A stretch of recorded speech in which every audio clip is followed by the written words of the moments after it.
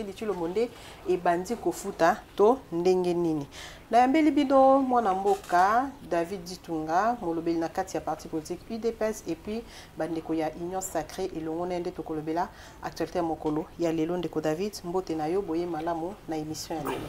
Mbote Mama Thérèse mbote na bakongomani oyo bazuita na bango pona kolanda biso na PSP lisusu mbote na combattants et combattants de l'UDPS, en particulier notre secrétaire général Augustin Kabouya Tshilumba, AK47 cerveau intelligent Wanabute, la confiance du chef. Na bande que na pesi matono mingi na tanzamba likolo oyo apesi biso souffle de vie parce que ceux qui abattent la bisoté mais l'autre ngaki to mona na mokolo malelo te. Matondo mingi na ndengo kanesinga lisusu pwete obengi sangai na plateau oyo to na chaîne oyo biso Africa Cool Télévision oyo batebele balandaka parce que zali chaîne oyo lobaka vérité pepe saka ba actualité ya solo yango pe na ko profiter na micro ko ebisa ba o ba kolanda biso ki baza ko hésiter ko s'abonner ba profiter na occasion pour na ko s'abonner ko commenter pe ko partager parce que tozali ko lobela mboka Congo ngai nazalaka beaucoup plus trop fier si je parle de la RDC parce que ngamo côté na senga nzambe ke no kelanga congolais voilà alors ce qui lelo na mikuti na mboka oyo tonda bomengo et puis ezali ko sala fierté ya Afrique et puis lelo oyo ke Congo na biso ezali mwasi kitoko oyo badongolo miso baza toujours na posa ya kobala to kozwaye nazara vraiment trop fier et puis quand on m'appelle souvent pour parler de la RDC, quelles que soient les conditions na koki kozala ezala nzoto eza bien te ezala nzoto eza bien na salaka toujours effort ya quoi répondre parce que j'aime bien mon pays et j'aime aussi et j'apporte encore et toujours mon soutien envers son excellence Félix Antoine Tshisekedi Tshisekedi Fachi Béton. Voilà, merci beaucoup Ndeko Ditunga. Kagame isolé. Après la Belgique, c'est au tour de l'Égypte de rejeter l'accréditation d'un ambassadeur rwandais Nabamboka Nabangoto. La CENCO et les CC formulent la demande d'auditer les fichiers électoraux puisqu'ils considèrent que les fichiers actuels n'est pas fiable et puis balobi pour na ko décrisper crise oyo eza ko s'observer na processus électoral otobi ke na ngambo ya bandeko ya décidé PPRD bango balobi ke bako participer na processus oyo. IDPS exclut 4 de ses membres ndeko Ditunga akopesa biso raison ya exclusion wana et puis rumeur de détournement ya misala ya mbongo ya ba travaux oza kosalema na ngambo ya Lomami tokoza penza ba éclaircissement tokozangisa te ko pesa bilan ya 9e jeu de la francophonie to que depuis ba jiwana sila ki tozoki quand même moi repos ya 2 jours le londe tozongi tokopesa bilan na yango ndeko David Kagame oyo aza penza ko semer terreur makasi na est ya République démocratique du Congo mokolo ya lelo moke aza bongo isolé sur le plan international après Belgique c'est autour de l'Égypte oyo ba rejeté accréditation ya ambassadeur na analyse na yuzani matondo mingi mana mboka mama Thérèse na banza ke question otuni ezali mutuna moko kitoko ok baba kolanda biso baza na posa bayoka a réponse na ebisaka batu chaque jour ceux qui na koleka na émission que actuel chef de l'État Félix Antoine Tshisekedi azalaka na mission et non mandat pourquoi koloba ndengwana otali ba oyo bakambaka mboka oyo pendant 18 ans tango to betaka masolo sima elinga koloba te que non tika toloba non. C'est juste pour que ça la rappelle de ko yebisa ba oyo peut-être ba yebité par manque ya ba information mais à travers biso ba megape ko yeba masolo ndenge zalaki. Pourquoi na koloba ndenge wana actuel chef de l'État président Félix Antoine Tshisekedi avant comme chef de l'État to bandaki komona à l'époque ba prédécesseur nae Joseph Kabila qui est sénateur à vie na pendant règne nae ba sommet belé et bandaki ko salama ezala même en Afrique ezala même en dehors d'Afrique mais ezala ki penda pasi pour être Congo na biso ezala représenter il était toujours absent or et bandaki ko profiter to ko occasionner na Paul Kagame ya comprendre le dossier si la République démocratique du Congo. Kobima comme si que yenda azali décider, kobima comme si que yende mutazali ko diriger des pays, c'est-à-dire Rwanda et Congo, RDC, parce qu'il n'y avait personne au bandaki ko sala obstacle. Il y a tant azali kobima parler de la RDC, mutupe ya ko contraindre azala quitter. C'est pourquoi bandaki komona oyo non surtout Paul Kagame abandaki komi mona kozala komi pesa ko tout atolo pour na kosala si la RDC, c'est lui qui prenait le devant. Maintenant quand l'actuel chef de l'État aye parce que biso na UDPS kozala cadre eza privilégié eza li charge eza mokumba eza mission oyo que to pesio pourvu que on répondre à un besoin. Yango sali comme na formation politique na biso oya UDPS l'actuel chef de l'État azali na kati ya ko appliquer yango na pouvoir na ye. Bisika nyonso oyo tangami keno ezali sommet. Il faut akendaka. Ko kendo ezali pas mbaté parce que Congolais ba pesa qui est confiance. Ba pesa confiance pour na ko représenter, ce n'est pas pour to benga kai keno azali garant de la nation.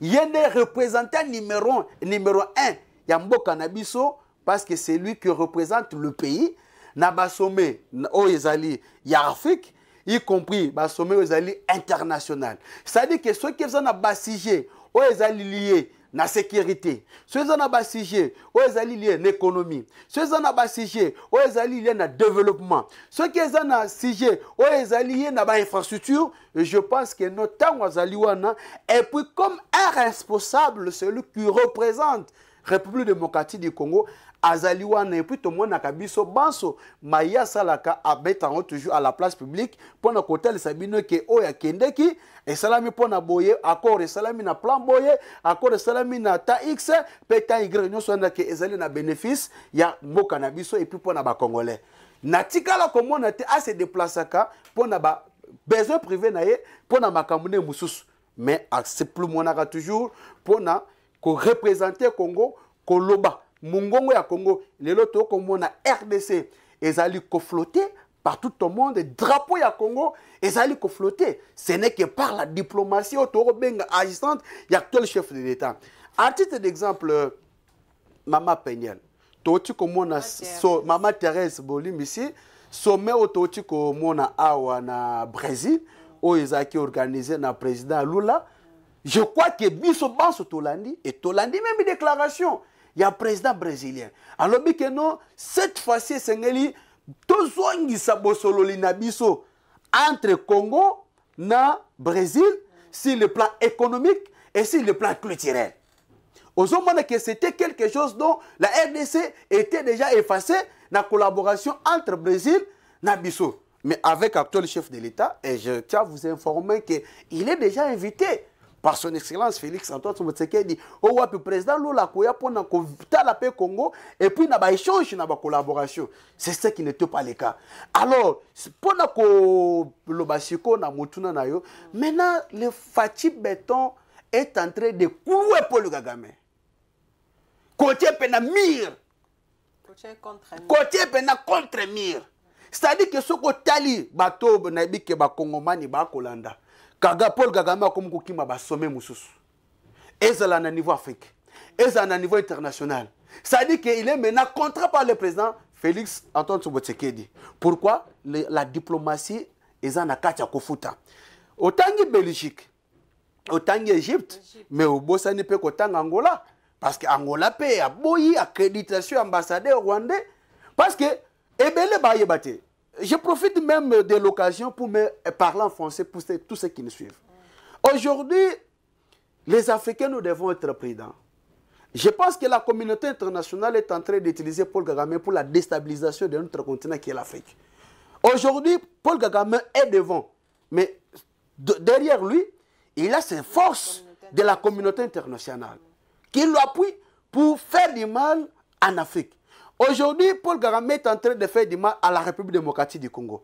Mais beaucoup de pays oublient aussi que demain, ça ne peut être plus le Congo et ça sera un autre pays. Et maintenant, d'autres dirigeants aussi africains commencent à comprendre que non, Paul Kagame est devenu un danger pour l'Afrique. Il ne travaille pas pour l'intérêt de l'Afrique, mais au contraire, il contribue pour la communauté, il contribue à la destruction, au détriment de l'Afrique pour les intérêts des impérialistes. Voilà. Je pense que non, ce qui est raisonnement et côté naba président Ebele, je crois que nous on a tout en Afrique. Oyebi na koki koloba boye. Biso na tango ya moi. Mbula tango ya saison sèche, saison de pluie. Tokozala na biso na possibilité à vivre sans problème. Mais ça na ba pays bino bo benga ga développer wana. Ba koka ba climat musute na ba conditions climatiques musute. Mais biso en Afrique, nous sommes tout. Nous sommes prêts à tout, de vivre même dans n'importe quelle circonstance. Je vais vous donner l'exemple, Madame Thérèse. Tout le monde qui pandémie Covid beaucoup de pays européens qui kaka mis son abango ba fixer l'Afrique. En tout cas cette fois-ci, Afrique est kozala et kosila. Et l'Afrique va s'évider du monde. Mais au contraire, et bomine bango belé. En Afrique pena boye au côté que non, les bons dieux abattent les bisous. Et pour les Africains, on a pu résister. Ceux qui ont tali, ceux qui ont fait statistiques, qui ont battu la Covid-19, dans en Afrique, au monde que non, en Afrique, tout est amouké par rapport à Bango. C'est-à-dire, les lots, biso, pour na courant, tozana maïna biso. Mais on n'a pas besoin des énergies pour na courant. C'est-à-dire que Nzamba pesa Afrique, richesse moko, si le monde comprenne la rangote. Alors, seule façon d'exploiter l'Afrique, ce n'est que de mettre les conflits entre les Africains eux-mêmes. Voilà, tout ce qu'on a isolement, il y a Paul Kagame, on a parce qu'il y a des gens à la base, il y a question.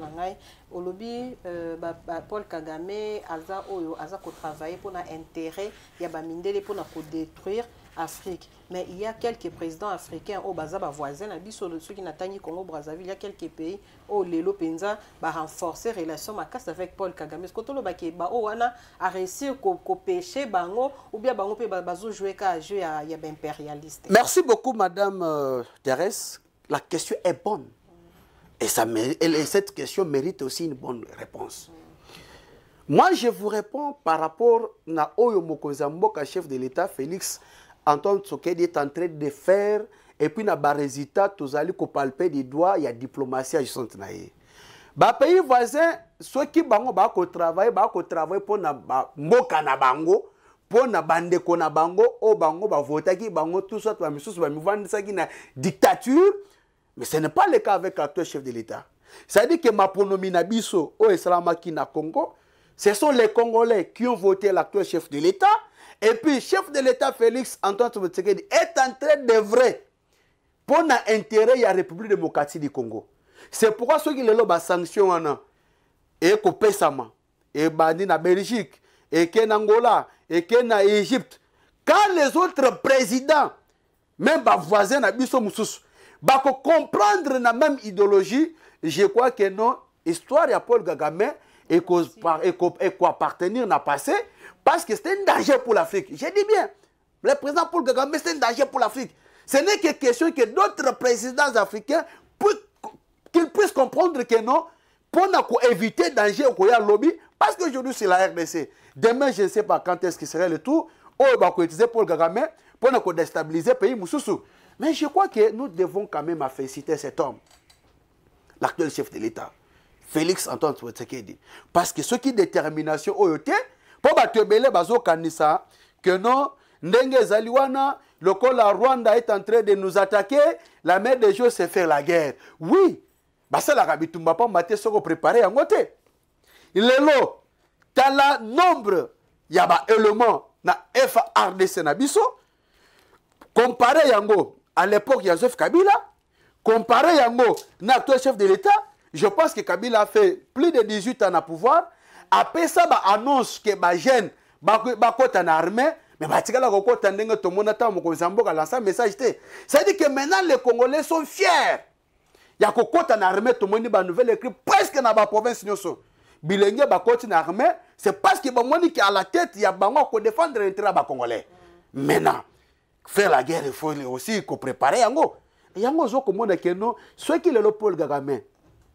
Maman nazo biso ke biloko na Rwanda et combien combattant ninga ko sakanate parce que le plan économique bah même avion naie pour elle qu'il faut traverser par nabiso même avant que le Congo Brazza et ça la soute. Aux hommes qui n'ont soit les amants gagné pour la population rwandaise. Ça dit que si le plan économique, maman, et l'oko l'équipe nanzala, so lingi que no tout bébé zaka nzala. Oh l'équipe même na massa c'est toi. Je crois que ceux qui les lobande konanga aujourd'hui, mes frères, parce que je dois les appeler le frère, rwandais, rwandaises aussi. Parce que juste africains et aussi sont des Africains. Voilà, c'est-à-dire que nous, on n'a pas le problème avec nos frères rwandais. Mais le problème est qu'on est contre la politique qui a Paul Kagame aux déstabilisation de la RDC au profit de la communauté internationale. Même c'est là le président de la République est toujours clair. On n'a pas besoin, parce que ceux qui sont au Rwanda, les Congolais n'ont pas besoin. Tant que tu as Chan, Rwanda organisé Chan en 2016-2015, tout le monde a des stades à Rwanda, tout le monde a plein de Congolais. Tu as bêta. C'est pour vous dire que nous, entre nous, population, tout ça, toute communauté congolaise et la communauté rwandaise, il n'y a pas un problème. Mais tout se passe maintenant au niveau de la politique. Que Paul Kagame est en train de mener une politique de la déstabilisation pour l'Afrique. Et rien que pour satisfaire les impérialistes. Or, nous avons tout. Ce qui est or est en Afrique. Ce qui est uranium est en Afrique. Ce qui est carbone est en Afrique. Ce qui est le cobalt est en Afrique. Ce qui est le lithium est en Afrique. Ça veut dire que richesse union sur tout. Même banzete na biso est en Afrique. Ça veut dire que ce qui est ali. Maintenant, les Blancs ont commencé à utiliser Paul Kagame. Quant à moi, je dirais que c'est une réussite totale de son Excellence Félix Antoine Tshilombo Tshisekedi Fati Beton, grâce à sa diplomatie, parce que la diplomatie, ce qu'on na ba sommet nyonso, ce qu'on na ba organisation nyonso, ce qu'on na ba rencontre nyonso, azanga kate kotanga kombo ya Rwanda à la personne à Paul Kagame ou azali ko soutenir ba M23. Maman Thérèse, pensez-vous que ngai na koki kozala na sepela to vandi to ka bande ko na biso bazo boma bango? Non, je ne peux pas être content parce que ça makila nanga, ce sont mes frères, ce sont mes sœurs. Comment banilotiko les hommes sans cœur? Dans la façon bazo katabatu.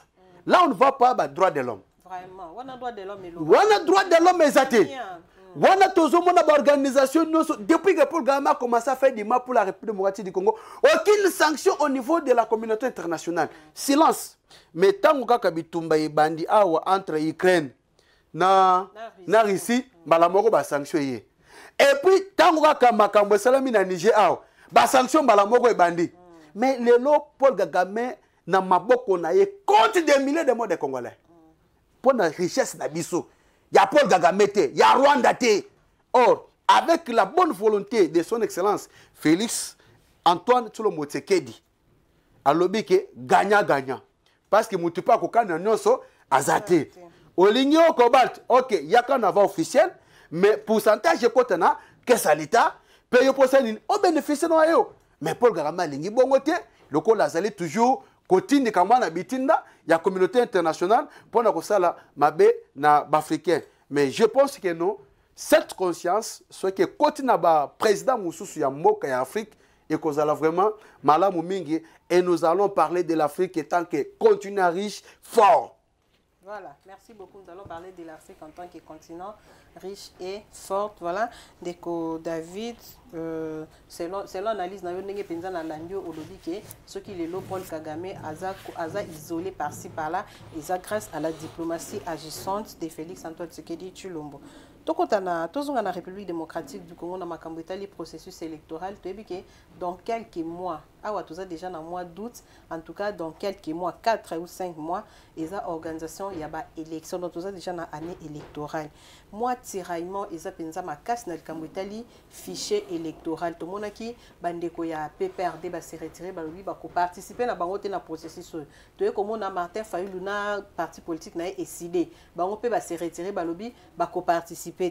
Awa sikoyo 5 ans na ECC formuler demande ya ko auditer fichier électoral parce que selon bango balobi fichier yango eza fiable et puis pour na ko décrisper crise o eza entre acteurs politiques. D'ailleurs Martin Fayulu a sali déclaration lobi ceux qui kaka bandimi 5 ans na ECC ba sala audit ya fichier électoral lobi ya ki ko déposer candidature na e processus ndenge penza eza ko kende. Est-ce que esengeli Denis Kadima achana nous pose ayokana nous eza bo senga ya ba acteurs politique msusu basala audit ya fichier électoral ou bien accéder na demande ya 5 ans na ECC ndeko ditunga matono mingi mama Thérèse na question otuni par rapport na ba élection ya moyeke na yambola na mutuna na yo na koyebisa ba congolais nyonso que le 20 décembre 2023 élection ezali. Ah bon? Oui. Élection Isali parce que les chiens à boire la caravane passe. Oui, et parce que le président de la République, actuel chef de l'État, son Excellence Félix Antoine Tshilombo Tshisekedi Fachi Béton, c'est un légaliste, c'est un respectueux de la Constitution. Biso tant que parti politique UDPS, batangi sa biso comment respecter le texte. Alors il est en train aussi à appliquer yango na quatre institutions en tant que président de la République. Oyebi, nous avons des choses à qui Obiso reprochait à Joseph Kabila. Si peut-être le président Félix Alingaki commissaire le local à Bamoussous, je crois que ce qui est là que toke nanzela ba dialogue et qu'on a toujours na profit, on a intérêt, il y a tout chef de l'État. Parce que toke ne dialogue, ou toke ne transition, à cause de toujours chef de l'État. Pourquoi? Parce qu'il a été élu par le suffrage universel. Ce qui peut au longwe au lingi qui a longwa, il faut toujours que to kende maponomi. Quel que soit non surtout to ki kosala. To koye la binuka ka article 70 alinéa 2 auto c'est bien que le président de la République reste en fonction jusqu'à l'installation d'un nouveau président élu. Ata bolobi que un mois, vous allez toujours président de la République. Attends que transition il y a une semaine, c'est lui qui va toujours être le président de la République. Mais le président de la République, il y a Joseph Kabila. Je crois que tant que au Brésil, devant la diaspora, la communauté congolaise nabiso, ayebisi bango pe assuré bango que élection ikozala le 20. L'élection ikozala le 20, quelles que soient les circonstances, quel que soit Kao Oeza ko prédire. Kao mokote ezawana. Nous sommes en démocratie. S'il vous plaît de kodi tunga tangu ba opposant ya minene ndeti Martin Fayulu na ngambo ya PPRD ba boy na bango ko postuler. Mais yo on a té que ezo mema moi des équipes. Yondo zo benga Martin Fayulu gaza opposant munene. Non. Martin Fayulu a député national et non un opposant mounene. Parce que un opposant par rapport à la réalisation. Nakolo Baboui, Nako Banana élément El Bousso. Il a été incapable de démontrer 62% où il a gagné une élection devant la Cour constitutionnelle. Un élément El Bousso. Deuxième élément, il a été encore incapable. Il y a 62%. Liboso a bureau et à Seni. Même en termes de mobilisation. Troisième élément, à outil comme ça la meeting na terrain Bouddha. Oh, le serviteur des autres, je ko beaton disaki. Mais il y a comme piak. Au pena ba kongoma ba ko benga piak. Piaka. Ya ko sakanate. Comment vous pouvez dire que non, mutandenga na l'opposant mune? Non, il faut tout bisa ba tout clair. Honorable député Martin Fayulu n'a jamais été constat na position politique naïe. Tous en 2018. Attendez na ba province, pas machine à voter, pas machine à voter, pas machine à voter. À la veille à 4 jours d'élection, oui, avec machine à voter. Qu'est-ce que Nini Wachagi déjà battu na mutu? Yo lui atpa qui n'a pas papier et à la fin on dit machine à voter. D'abord là non inconstance politique n'a pas déclaration naïe. Martin Fayulu lobby tu opposé ma candidature na bisoté. Avec une média, on ne va pas boycotter les élections. Élections, il faut être inclusif. Est-ce que nous avons posé candidature na balongolian? Mais ce qui peut-être m'take poser candidature et que bataille na ba loi et réforme électorale et que m'tako a rempli ba quitter rwana té. D'office il faut pas longola. Maman, pourquoi na ko lo bandingwan? Il faut qu'on explique à batba ko landa biso. Les lois ceux qui toquent ba élection. ce n'est pas tout le monde qui va voter. Il y a une loi établie que non, il faut à partir il y a 18 ans de voter. Et ça, c'est une loi qui est aussi discriminatoire. On permet aux gens à 17 ans de mais on a aussi déjà 18 ans, à sa majeur, nous avons le droit à l'élection. Alors, tant que non, il y a beaucoup de postes, mais pour votre information, na kuzu batie déjà ba candidature na bango na seni na kuzu oui batie déjà ba candidature na bango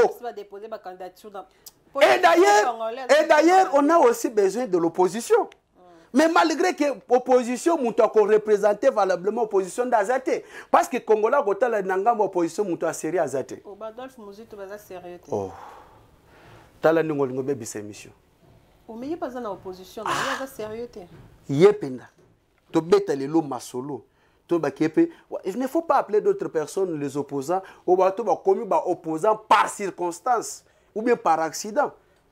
Il faut quand même qu'il y ait des critères.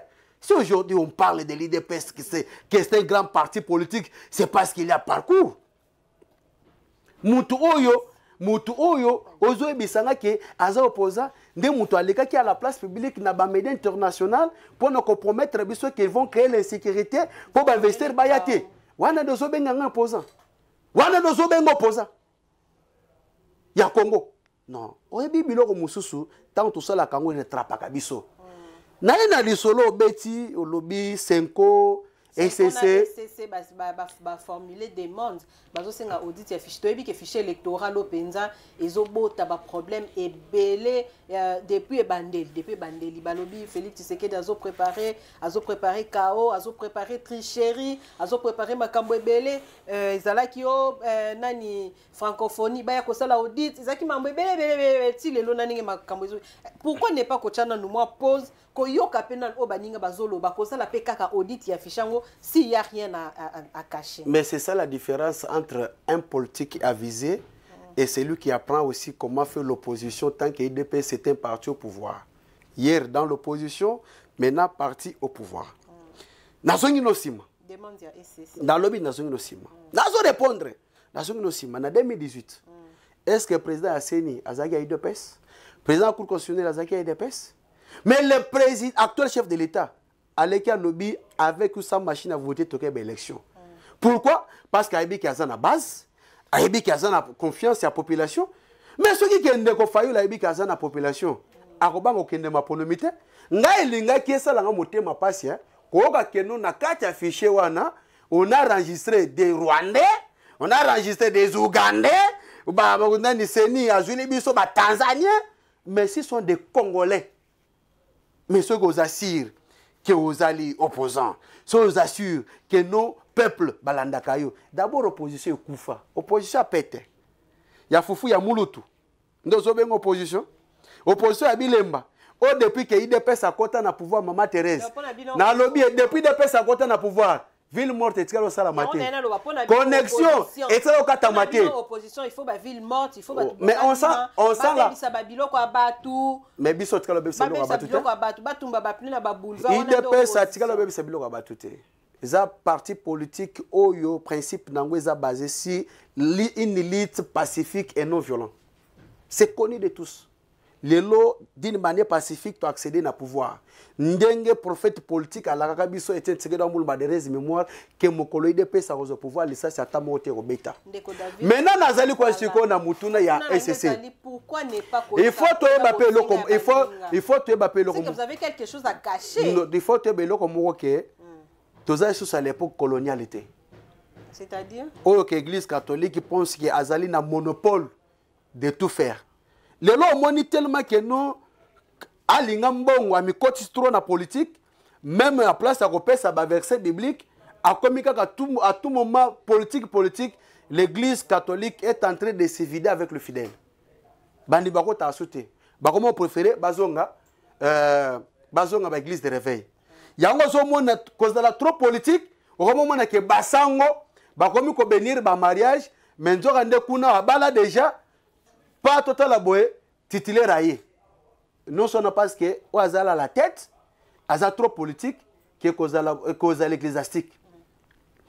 Yango comme on a les sous, Tout le monde a même temps que les kaka na honoraire personnel. Mosengo pasinya. Bakanga ba faux prêtre. Ba faux archevêque. Kaka n'a parlé du peuple. Pourquoi? Parce que à la hauteur, Aza toujours trop politique. Il y a un monarchie, ni pape, autaki ko seconde, na ba prêtre mususu mi ba les bases de la science parce qu'actuel Aza trop politique. Maman Thérèse. Na beto solo mo peut-être bien ngote. Webi ke na mboka oyo Congo ezali pays laïque. Na mboka oyo ezali na religion moko evotaka te. Mais ba résultat ebimaka. Témoin de Jéhovah. Ba votaka te. Ba s'intéressera na politique te. Mais rien n'empêche que nous ceux qui toquent d'élection, ba on ba boy ko participer, que les gens repèrent sa pourcentage, il y a ba élection. Mais ba ça na Congo. C'est aussi la beauté de la démocratie. L'église doit être au milieu du village. L'église doit être au milieu du village. C'est pourquoi mon ami même Jésus-Christ. L'église est... Nani maman Thérèse yoka eloko. Au moins même temps Jésus-Christ a na mokili hein. Ba ki pe ko senge paku afutaka. Ba ebisaka batuke no adieu ce qui est à Dieu. À César ce qui est à César. Mais alinga mbongo a comprendre ba verset wana te. Non, mais tant que Sénat 5 baza ko senga audit ya fichier électoral, c'est que baza ba se mettre au milieu l'église au milieu du village, ba se mettre entre le pouvoir et l'opposition, bazonuka ba trouver qui mia poto tomber sous na makambu ya ba vérité des urnes te quand même. Mais oyebi que actuel bureau a seni et yambaka ba représentant ozobenga ba opposant. Ba yambaka ba ngonyonso. Mais pour nous, que par manque de leadership dans quatre oppositions, bazo tambora ki budiki, er ba ben ke bo présenter biso maini ni boye ko la biso, baza incapable de faire ça même. Oy banda ko refléter revendication na bango. To yebi ngo biso na surtout. Alors, to yebi tendance église catholique. To yebi aspect église à SCC. Parce que ce qu'on le bin ngwana, Denis Kadima actuel président ya Seni à la tête de l'institution à la place de la démocratie, Seni, Azalaki Eli, Tobi procédé Nengi Salamaki, Bazalaki ou confession religieuse, comme ça a été toujours, mais 6, votaki pour Denis Kadima, et l'église catholique, boyaki. Maman, au moins, il y a une minute, ceux qui me matent, Zunzungu, Pessi à Seni, Pessi à Lingambongo, n'a ceux qui ont des revendications. Alors, peuple congolais, on a posé sa distraction, il y a XYT. Peuple congolais donc, avec... Il y a SSNA 5 ans, il y a distraction. Dans le lobby, le peuple congolais. Dans le lobby, peuple congolais, toi, on a posé à battre pour distraire. Oui, na rappelle mon action moko humanitaire. L'église catholique Mopanza Est. Tilo na mona rangote. Tilelo. Ok, l'église catholique kala. Tu vois que les églises moko bando sala badon. Ko sala ba œuvre moko o ezali ko refléter bonzambe. Contrairement depuis namona papa nabiso cardinal Ambongo à la tête de l'église catholique en tout cas na mitunaka. Mais d'abord avant no se asenga na audit ya fichier électoral. Mais pourquoi qu'on a ko s'intéresser na basango oyo akangisa bazalelo na prison makala. Papa il a 72 ans, 76 ans. Ako souffrir, il est qu'à prendre makambu. Ya oyo, na 13e mairie, basango à Saint-Dominique, on peut basa batouté. Pourquoi ne pas aussi plaider pour eux? Basa peine a droit à la vie. Est-ce que Fati, on t'a gagné ça bango? Mais c'est l'église catholique. Qui chapeaute l'église catholique? Mais tozo lo bapé que avant qu'il n'a makambu susu, avant l'on l'a payé l'hypothèse. Na li sunayo ton zéton na li somoninga longo la noisa na li sunayo. Je crois que l'actuel président de la CENI, Papa Denis Kadima, il est le seul qui travaille dans l'intérêt du peuple. Ce côté la déclaration, il y a opposants. Soit disant opposants, bazo critiquer Denis Kadima parce que bazo critiquer était pour une expérience à la tête de l'institution CENI. Bazo critiquer était pour une expérience il y a qu'on diriger l'institution après la démocratie CENI. Mais bazo bon ça c'est parce que Azali ko faire appartenir même Troubi na chef de l'État parce qu'Aza Muluba non na mona eska moko te de nika de mavandi abi ke nzambe kelanga Muluba soko tali lelo awo o balo tribalisme on ne parle pas de la compétence mais balo belaka acharnement contre tribu. Ses origines. Est-ce que ce n'est pas ça la politique? Voilà. Ce n'est pas ça, il y a un rôle de l'église. Parce qu'il y a 4 églises. Église au Kouta Baluba Bazali, au Kouta Bamongo Bazali, au Kouta Baswahili Bazali, au Kouta Tendance Nyonso. Au Kouta Bengana Moutouté na 4 églises. Ceux qui montent par rapport à la compétence, Azali capable de contribuer à le développement de Mboka. Pourquoi pas soutenir? Mais au Kouta, la politique, il y a mon thème mabe, mon thème likundu, au baza toujours, y compris ba responsable ba église mususu, au baza toujours na conteste na mitu na bango munde balba ke non, mulu ba kotika la gozo pouvoir arrêter. Bango ba ko continuer loko wana. Ndé loko za na kata mitu na bango maman Thérèse, là je vous donne l'information. Parce que comment vous pouvez combattre quelqu'un au yebi qui a la compétence, mais vous combattre compétence na été, mais vous combattre ba origine na yé. Ça ne se fait pas. Alors, je crois que l'élection, et vous allez bel et bien le 20 décembre 2023, selon la détermination et l'engagement politique de son Excellence Félix Antoine Tshisekedi Tshilombo Fachi Beton. Voilà, il n'y aura pas élection, nanani, nanana, élection Rosala, donc la pongité. Voilà. Rumeur de détournement, il y a mbongo, il y a travaux, nangambo ya Lomami, ndeko David Ditunga, en quelques mots, mais pour couper ça éclairage na sujet, on a balobi, ba projet non Félix Tshisekedi Azako lancé, a lancé projet bo il faut que batmo ba ya ba détourner mbongo. Tout ce qu'il lance, batbazo ya kapo na ko détourner mbongo. Lomami eza nangam lemna kasai non? Hein? Eza nangam na biso na cas géographique ya mboka na biso RDC. Voilà, eza na kasai, voilà. Olobi nini? Maintenant mingi maman Thérèse, je pense que ba image ezali que je fais parler sur Lomami. Mais nazoli na quand même n'expliquer na kolinga avant na nous na lobela sur Lomami, na linga na n'expliquer ba tout le monde va comprendre. OVD ezali entreprise de l'État. Ezali entreprise qui existait. Mais le lot moni que fonctionnement na yango sur leadership ya mokonzamboka Félix Antoine Tshisekedi ba réalisation à impact visible et monisami na miso. OVD ezali entreprise jarambongote. OVD ezali entreprise oyo ezali ko superviser ba makamu mususu. Et à titre d'exemple, ceux qui otali ezana ba partenaire bayaka et puis le même partenaire sont les premiers ya ko préfinancer ba activité to ba travaux na bango et à la fin ba cotiser facture na OVD. À l'époque avant que Foner ebima, OVD a bazaki kozala na possibilité de tout centraliser. Mais depuis que Foner recommence à travers Foner nde ezali kopé sa programme na chaque province par rapport à la réalisation de la banzela. OVD rôle na ye ezali pona kotonga ba pont, kosa la banzela et ba infrastructure mususu.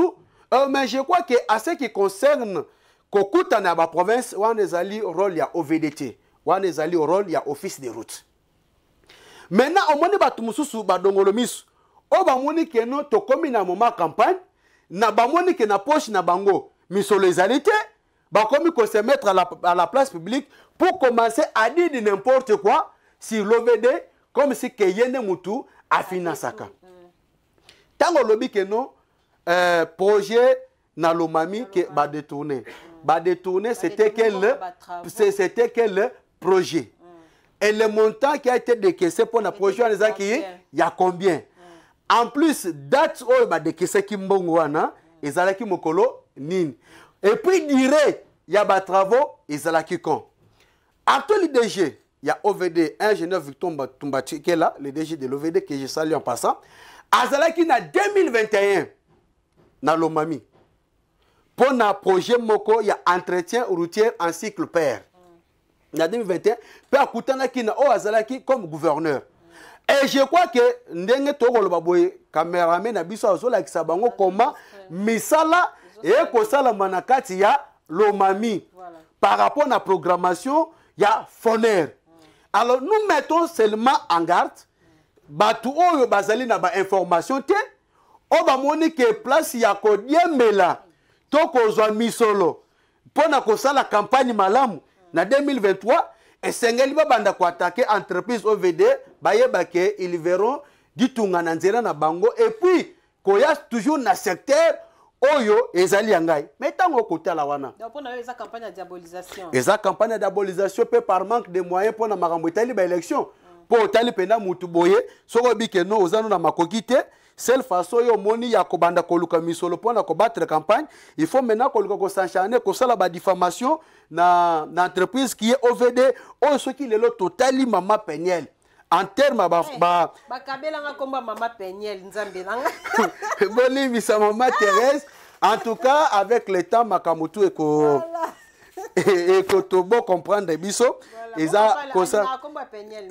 eza pona kosala trop banini avec les no Peniel voilà au moniteur banzelo balakiswana ezali arrivé devant bureau de la brigade ya OVD Lomami réalisation eza ba misala oyo et kosala ma leadership ya OVD or na kata ba province OVD azalaka na ba représentant ba bengaka ba directeur provincial na ko pesa exemple moko mama Thérèse tozalaki awa na Mbujimai eza na lancement ya 14 km ce n'est pas OVD eza entreprise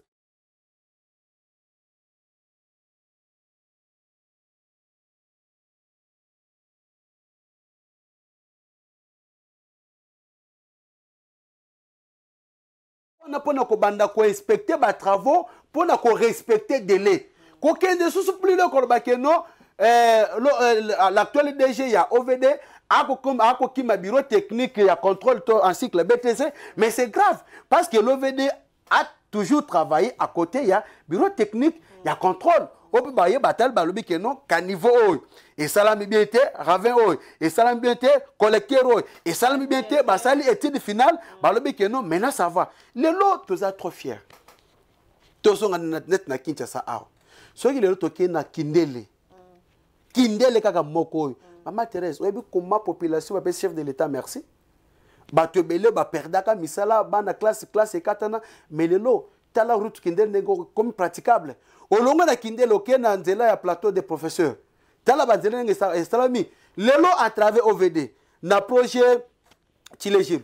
Banzela e ko sala mapi na Kasai. Ozomona keno na projet zéro trou.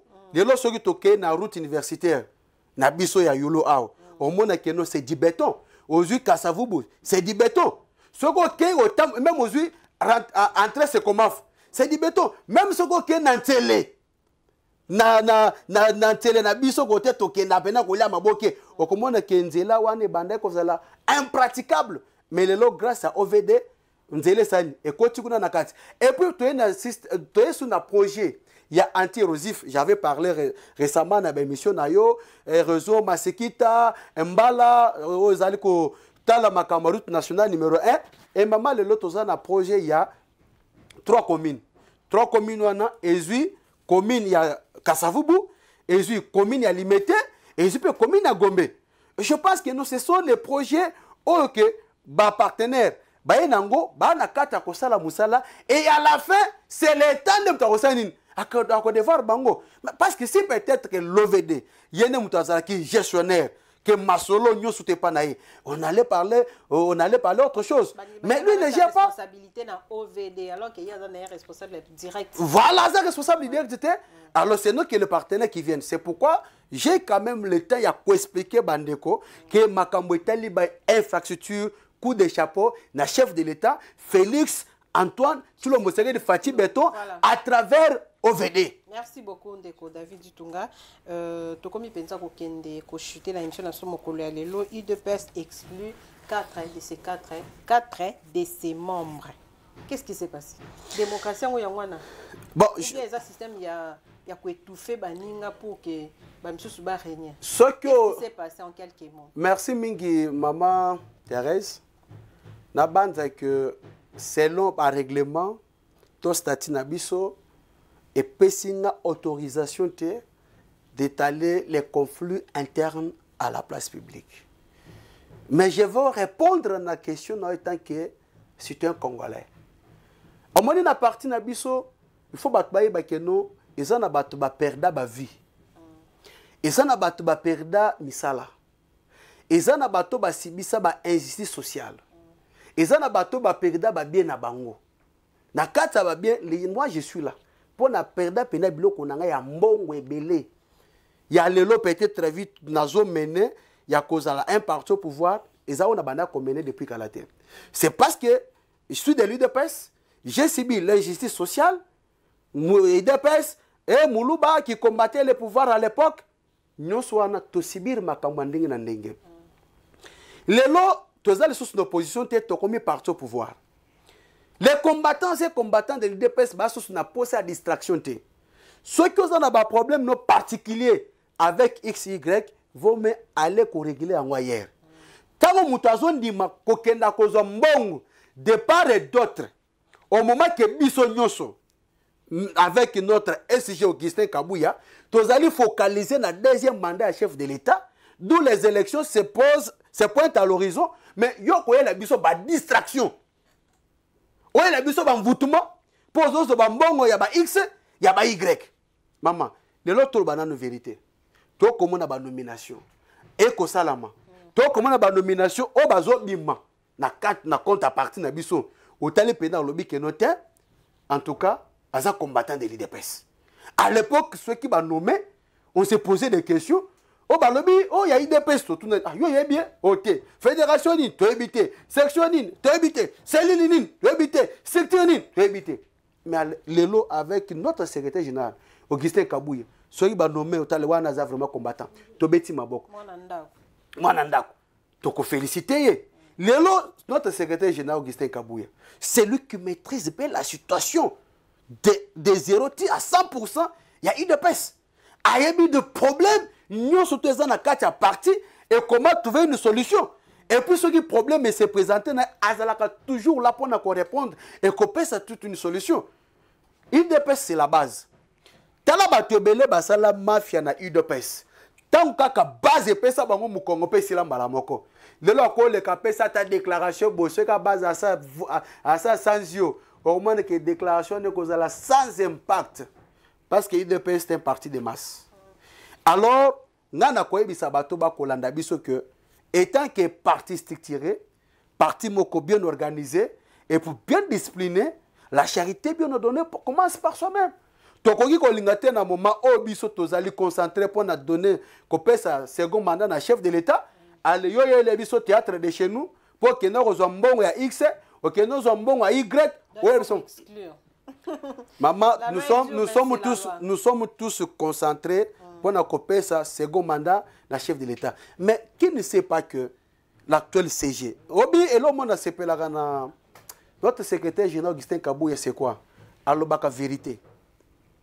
Nous avons évité que nous soyons candidats députés. Est-ce que nous avons une élection? Nous avons pensé que nous avons une mapunomi. Nous avons pensé que les gens qui ont été, tous les bateaux toujours maintenir l'IDPS. Et nos bateaux ont des désordre. Parce que l'IDPS, nous avons des souvenirs.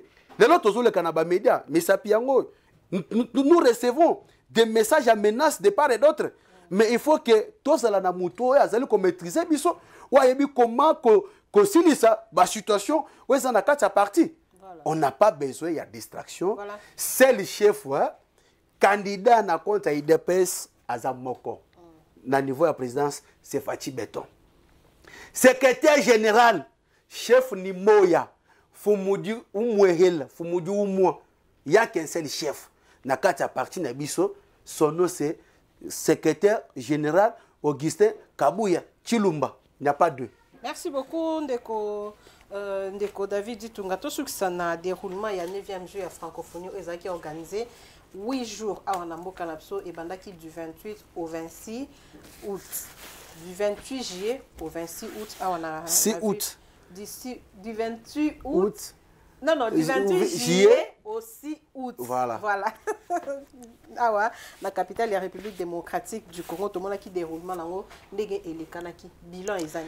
Ah, maman Peniel. Congolais gagné. Oui, que tango, maman Thérèse. Maman Peniel, ça n'a pas l'autre. Oui, que Thérèse Peniel, oui, que tango ozora rappelé les sous francophanie. Oh, et l'on francophonie comme francophonie. Tant aux rappelé, il avait dit il avait dit, il a fait. Il avait promis, ainsi il a réalisé. Cet homme-là, c'est qui? Félix Antoine Tshilombo Sekedi Fati Béton.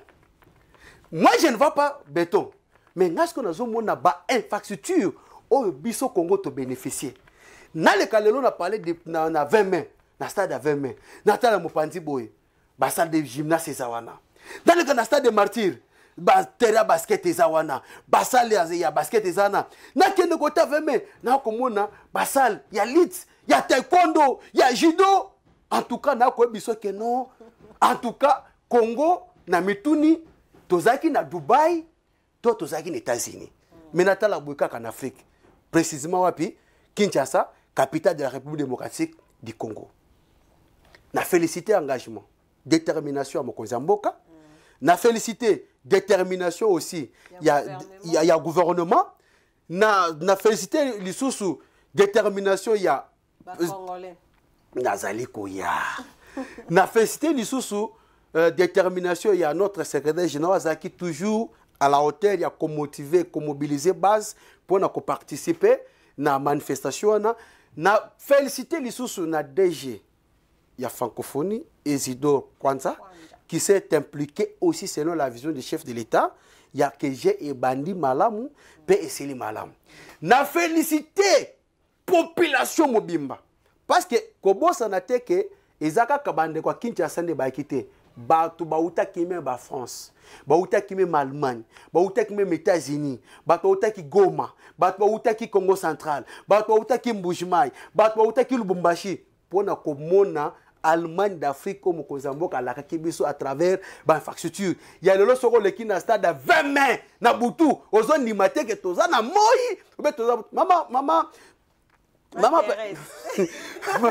Maman Thérèse, nazo biso na 20 mains et comme ka jour moko pendant déroulement yagé, na kati salle, na boulé que toi 15h, na stoka boy 20h. Ah, nazo ni maté, mais ça Congo. Na félicité les sous battelette na biso congolais. O ba pesi biso ba médaille, wana na moni e wabora kabi ya mukendi, oyo tango azoki médaille d'or na ye. Martin Foyo la tika la ta ko félicité te. Oh. Oui. Kabe ya mukendi. Mais ce que zalaki ke monde kona biso mo panza Cameroun to à Sénégal, mais lo basali déjà tout. Mais na basala tout. Na félicité participation ya bande kona biso ko le parce que depuis que j'ai wane banda mouvement ya ndengwana et tiko lo sala matin na monde. Et puis grâce que tu as regretté. Alors bi ah! Ce qui toye baka kingeza la boy to ngato zanga te. Ba beta ki biso diabo metala lelo makamone le kanina Kinshasa to féliciter ba pays nyonso ouais la kisi David poto clôturer na saison ya francophonie on a moni okumisi ba infrastructure ba bloc ebele bosali par-ci par-là ndenge za kitoko ba mesure nini ba précaution nini bozu pona koluka ko maintenir ango quand même en bon état parce que to yebi Congo na biso ndenge ezalaka to ko sepela boye 2 ans après to ke na tata Raphaël na to reconnaître ango sous soutien. Oui, merci Mingi, maman Peniel. Je pense que c'est ça qui a fait citer avant d'acheter, il faut féliciter les sous service de sécurité. La police, garde républicaine, na bande qu'on a vu sur service à gardiennage, on va participer qui parce que le déroulement est l'équipe très bien, 0 mort, koyibe ibamite, mutazo kite. Oh, mutakangami azate en tout cas ba service de soutien. Et puis na bato yo ba jeune pe na mona ki ba jeune moko ba se mobiliser ki pour na ko rendre millions très propre papier boyé bazui ba lokoti en tout cas félicitations na bango. Maintenant na revenir na question na yo. Na mona ki ba tubele. Koloba ke non gestion oyo il faut to pesaka kabapaya to pesa mundele. Non, pourquoi c'est que nous aussi on est capable de faire, il faut to lokaka batu mususu. Totika complexe d'infériorité wana fototika yango batu wana bazaka ka batu lokola biso ceux qui biso to komi kolula bango c'est parce que bango ba prendre conscience que eloko oyo esengeli ko batela yango pona ko batela yango population yemo azana premier protecteur pona monaki moment de déroulement moko amekaki ko pisser ba tombole baboke libanda voilà mususu pe kanisi ke aza place akenda komela diamba avant d'abord bando mela ko misadiamba po mela mbala moka république sanini bakanye bakangi ba mise libanda. Ça dit que biso peso qui to changer mentalité. Raisonnement na biso, nous sommes aussi capables de mieux gérer ba infrastructure. Au moins les loso qui que ba mon ba na mona ba tumusus banda ko balancer ba vidéo ya bande ko na biso pe maison mukuse et botu ko so. Mais les lotos za soko ke na campus. Toza déjà na piscine za wana ko permettre na natation. OK na natation et pe ça souffle makasi. Souffle belé na natation. Au moins que avec yango et ko permettre que ba tête na biso baza la paix na souffle. Et puis ceux qui toza qui pena belete c'est parce que tu as une infrastructure. Et j'espère, avec la bonne volonté du chef de l'État, l'infrastructure les a déjà wana. Tu bats la yango. Parce que c'est grâce à la jeunesse des Congo na biso bande représenter na ba discipline nyoso. Parce que d'ici 2024, Jeux olympiques ko sala en France, ba tête na biso ba kende ko représenter Congo. Et je crois qu'ils vont encore aller au-delà. Na minute yo bimi na quartier, on va mettre na francophonie biso to mona kyo. Mettre la machette. Est-ce que dans la francophonie, tout le monde compétition avec machette? Vraiment. C'est-à-dire que c'est question de prendre conscience. Il y a qu'on motiver pour conscientiser bande qu'on a biso que ils allaient patrimoine na biso. Biso mo to ça nini. To lengele ngo. Ce qu'on appelle na BTCT. Au moins ni ba maison préfabriquée oh ils en avaient main. Et comment ba kuzuté? Oh.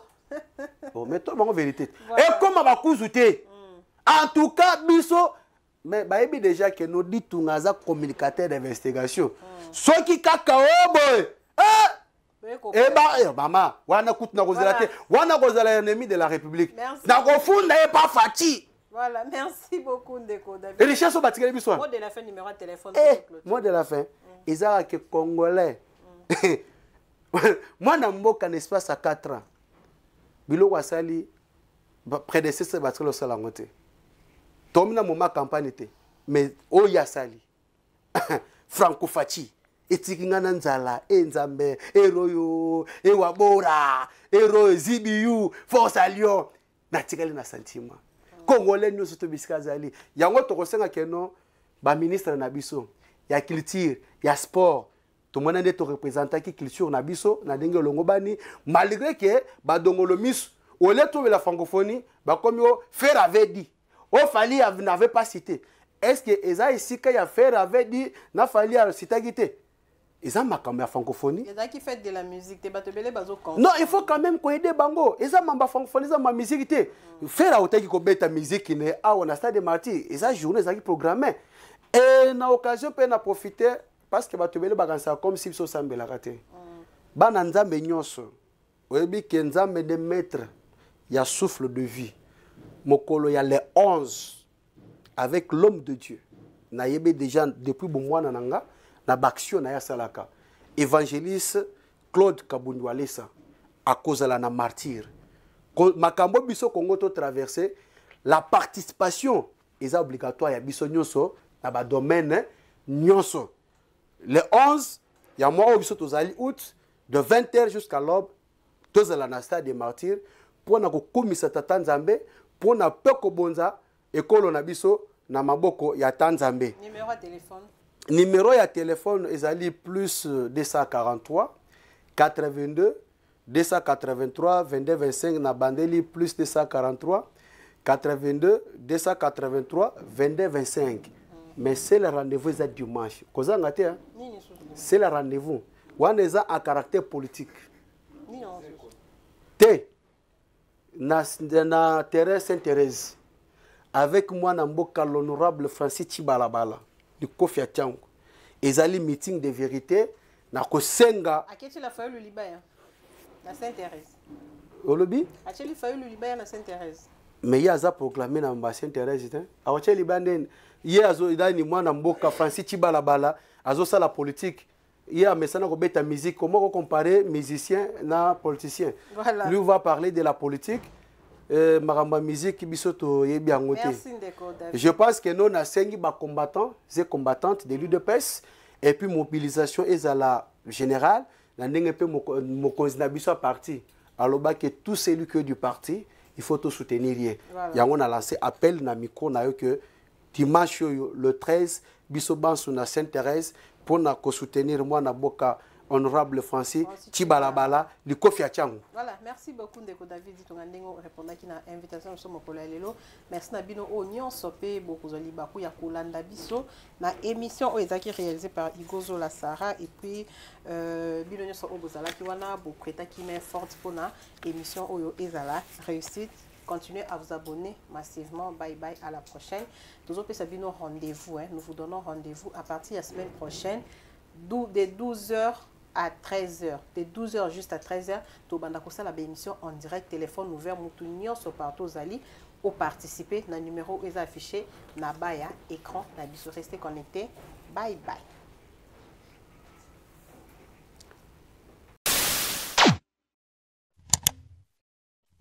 Africa cool, et abena cool, Africa cool, abena cool, le quoi cool matopi. Enfin, toujours,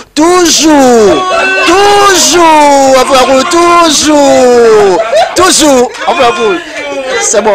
Et ça chaîne est bien, et puis vous êtes très rapide. Et ça très rapide, et ça chaîne mon co, bah quoi ça a bien confiance. En tout cas, nous avons na bato oyo nanu ba souscrire te bazwa. Donc, eza vraiment net oyo balobakaki boka lelo, lamba lelo, lia lelo. Vous voulez le Congo pour que le Congo devienne cool, pour suivre les cool analyses, alors revenez et abonnez-vous massivement. Bobozana Moana, massivement. Alors beaucoup de gens ils pensent que l'Afrique cool donne l'information en temps réel. Mais je ne crois pas cela. C'est-à-dire l'Afrique cool donne l'information en temps réel et en temps chirurgical. Si tu ne suis pas, tu as la crise cardiaque. Qu'est-ce que tu penses de l'Afrique cool? C'est PPL. Africa Cool, c'est la destination de prédilection pour une communication optimale. Longo Dianabino Mama. Africa Cool Télévision est une chaîne qui est en train de réunir toutes les tendances.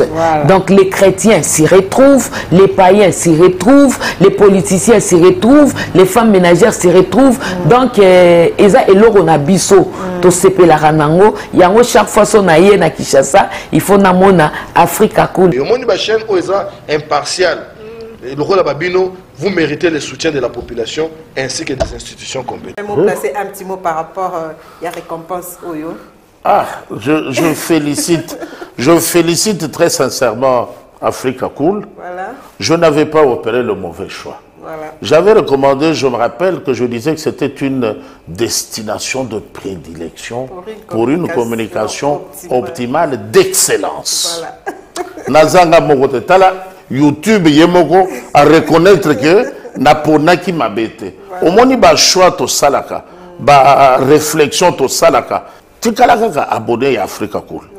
Tikala comme ça to partage jaka. Bravo Africa Cool. Merci beaucoup. Bravo Bino mutubo s'abonner parce que trophée Ezali à Bino, Ezali partagé. Voilà. Moi je me sens aussi copropriétaire, il y a prix Oyo. Voilà. Bravo Africa Cool. Merci beaucoup.